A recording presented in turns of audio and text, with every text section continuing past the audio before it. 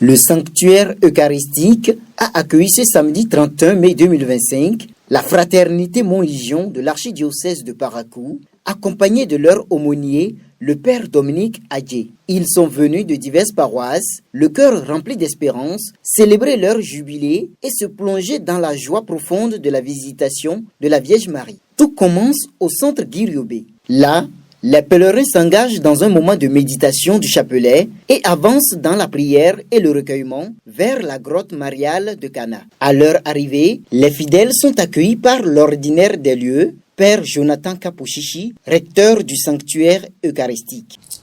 Au nom du Père et du Fils et du Saint-Esprit. Amen. Chers frères et sœurs, nous venons de l'entendre. Jésus déclare qu'il est la porte. La porte est essentielle pour entrer dans une pièce ou dans une maison. Quand vous voulez entrer, il faut nécessairement passer par la porte. Et quand vous n'utilisez pas la clé, que vous faites effraction pour entrer, ça veut dire que vous êtes un voleur. Mais ici, la porte est ouverte. La porte sainte est ouverte. Et cette porte, c'est le Christ. Et si nous passons par cette porte, nous passons par le Christ et il nous arrose de son précieux sang. Et il nous fait entrer dans sa demeure où nous avons part à la vie. Il a dit, on a la nourriture. On peut aller, venir. Nous gagnons la liberté. Nous gagnons la nourriture. En plus, nous savons que il est venu pour nous donner la vie en abondance. Pèlerins d'espérance. Donc vous êtes des pèlerins d'espérance. Nous sommes des pèlerins d'espérance et nous marchons vers le Christ, qui est l'origine et le terme de notre foi. Alors il se met devant nous et tous nous le suivons pour aller dans sa demeure. Marchons donc en pèlerins d'espérance dans la joie et dans les chants. Porte, levez vos frontons, levez-vous,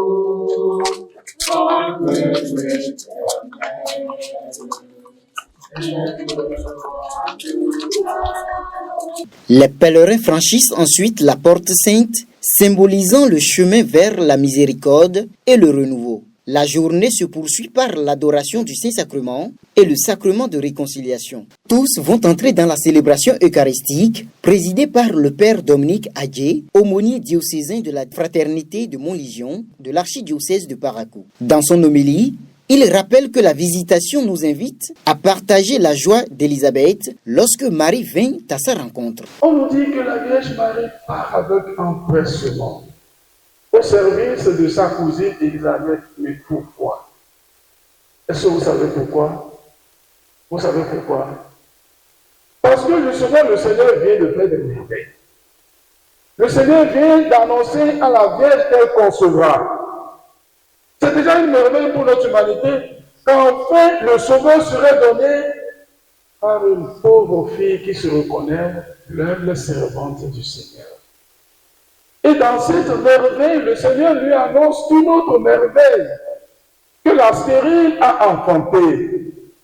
Et donc, humainement, que l'impossible se réalise. Dans le message, l'ange dit à notre humanité que ce que nous prenons comme impossible, avec Dieu, devient possible. Et alors, Marie part.